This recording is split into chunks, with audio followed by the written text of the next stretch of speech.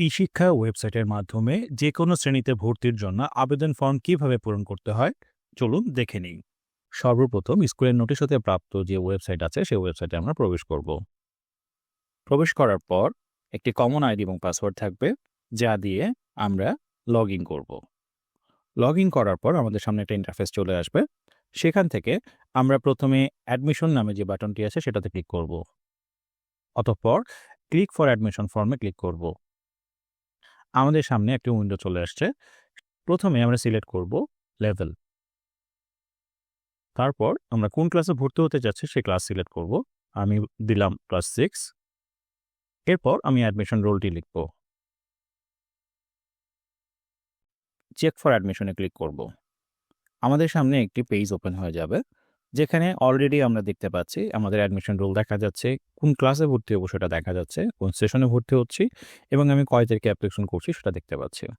অতঃপর নিচে আমাদের নামটি আগে থেকে দেখা যাচ্ছে, যেহেতু আমাদের অলরেডি এন্ট্রি করা আছে। আমাদের এখানে খেয়াল রাখতে হবে, অবশ্যই লাল চিহ্নিত যে স্টার আছে সেই ঘরগুলো অবশ্যই পূরণ করতে হবে। সো আমরা একটা একটা করে সবগুলো পূরণ করে নিব। ফর্মের সকল তথ্য পূরণ শেষ হয়ে গেলে সাবজেক্ট চয়েসে এসে আমরা সাবজেক্টগুলো দেখতে পাবো।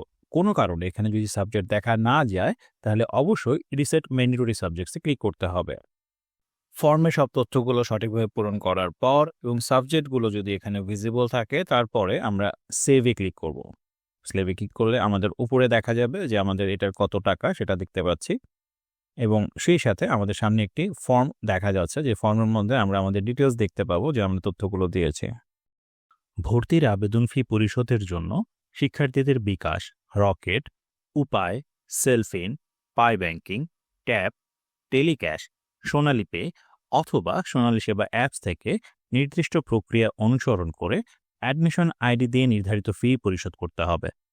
ভর্তির জন্য নির্ধারিত পেমেন্ট প্রদান করার পর আমরা পুনরায় সাইটে প্রবেশ করব। সাইটে প্রবেশ করে সেখান থেকে অ্যাপ্লিকেশন ফর্ম রিপ্রিন্ট নামে যে অপশনটি আছে সেটাতে ক্লিক করব। আমাদের এখান থেকে সেশন সিলেক্ট করতে হবে 2026। অ্যাডমিশন রোলটি আমরা এখান থেকে দিয়ে দিব।